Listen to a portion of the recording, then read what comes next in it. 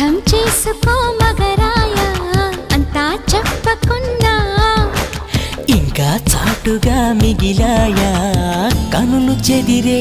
కాంచనా వివరించే వీలు ఉందా వేధించే వయసు యాతన కలహించే వీలు కోరిందా కసిరే కైపు కామనా నొప్పంటూ భయపడతానా తీపి గాయాలు చేస్తున్నా నిప్పంటిన సరసన ఆపసోపాల తాపాలు చల్లార్చనా ఎలుకో నాయక రాసి చానా ఇలాగా ఎలకు బాలిక దూసుకొచ్చావే ఇలాగా